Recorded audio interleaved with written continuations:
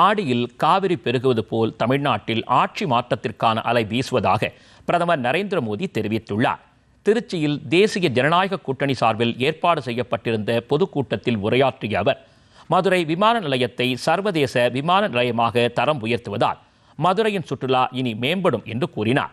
தமிழ்நாட்டின் எதிர்காலத்திற்காக வளர்ச்சி திட்டங்களில் மத்திய அரசு முதலீடு செய்து வருவதாக குறிப்பிட்ட பிரதமர், இதனை கருத்தில் கொண்டே கடந்த 3 ஆண்டுகளில் தமிழகத்திற்கான நிதியை மத்திய அரசு 3 மடங்கு அதிகரித்திருக்கிறது என்றார். தமிழ்நாடு வளர்ச்சியடைய தேசிய ஜனநாயக கூட்டணி ஆட்சி அமைய வேண்டியது அவசியமாகிறது என்று அவர் குறிப்பிட்டார். திமுக ஆட்சியை தூக்கி எறிய மக்கள் தயாராகிவிட்டார்கள் என்ற பிரதமர், தமிழ்நாட்டின் ஊழல் பணமெல்லாம் ஒரு குடும்பத்தைச் சென்று சேர்வதாகவும் கூறினார்.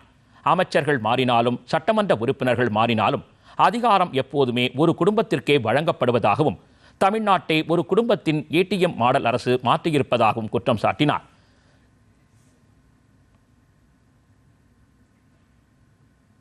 Tiruchi is a land of courage and faith. It has seen the bravery of the Murdu brothers. I also remember Major M. Sarvanan, who made the ultimate sacrifice during Kargil war. When it comes to respecting Tamil Nadu and its culture, our government has always been at the forefront. It is a matter of pride that C.P. Radhakrishnan ji, a son of Tamil Nadu, is our Vice President. A few months ago, he released a postage stamp in honor of Emperor Peruvidugu Muttaraiyar.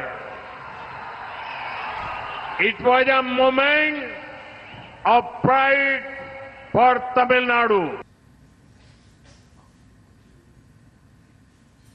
தேசிய ஜனநாயக கூட்டணி பொதுக்கூட்டத்தில் உரையாற்றிய அஇஅதிமுக பொதுச் செயலாளர் எடப்பாடி பழனிசாமி, வாக்குறுதிகளை அளித்து மக்களை ஏமாற்றும் அரசாக திமுக அரசு இருப்பதாக விமர்சித்தார். கையால் ஆகாத அரசாக திமுக அரசு திகழ்வதாகவும் அவர் குறிப்பிட்டார். எதிர்வரும் சட்டப்பேரவை தேர்தலில் தேசிய ஜனநாயக கூட்டணி அமோக வெற்றி பெற்று திமுகவை ஆட்சியிலிருந்து அகற்றும் என்றும், எதிர்வரும் தேர்தல் கருணாநிதி குடும்பத்திற்கு கடைசி தேர்தல் என்றும் அவர் குறிப்பிட்டார்.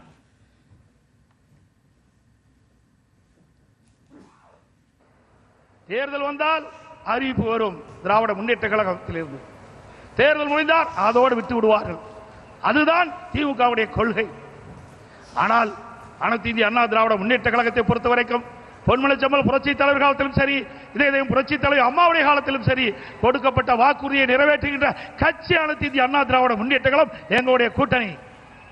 அனைத்து இந்திய அண்ணா திராவிட முன்னேற்ற கழகம் 10 ஆண்டு காலம் 2011-2024 அற்புதமான ஆட்சி கொடுத்தது. அந்த ஆட்சி காலம் ஒரு பொற்கால ஆட்சி என்று மக்களால் பாராட்டப்பட்டோம். இன்றைக்கு விவசாயிகளாட்டும், தொழிலாளர்களாட்டும், இன்றைக்கு அரசு ஊழியர்களாட்டும் அத்தனை பேர்களுக்கும் அனைத்து கிடைக்கப்பட்ட ஒரே அரசாங்கமாக அனைத்து இந்திய அண்ணா திராவிட முன்னேற்ற கழக அரசாங்கம் திகழ்ந்து என்பதை நேரத்தில் தெரிவிக்க விரும்புகின்றேன். இக்கூட்டத்தில் பேசிய பாமக தலைவர் அன்புமணி, பிரதமர் நரேந்திர மோடிக்கும் தமிழகத்திற்கும் உள்ள உறவு தொப்புள் கொடி உறவு போன்றது என்றார். இந்தியாவிலேயே மது விற்பனை செய்வதில் முதன்மை மாநிலமாக தமிழ்நாடு திகழ்கிறது என்று அவர் விமர்சனம் செய்தார். இதன் எதிரொலியாக சாலை விபத்துகளிலும் கல்லீரல் பிரச்சனை உள்ளவர்கள் பட்டியலிலும் தமிழ்நாடு முதலிடம் வகிப்பதாக அவர் குற்றம் சாட்டினார். மண்ணை கொள்ளடிச்சாங்க, மலையை கொள்ளடிச்சாங்க, மரத்தை கொள்ளடிச்சாங்க, திருச்சியில கிட்னியையும் கொள்ளடிச்சிருக்கிறாங்க.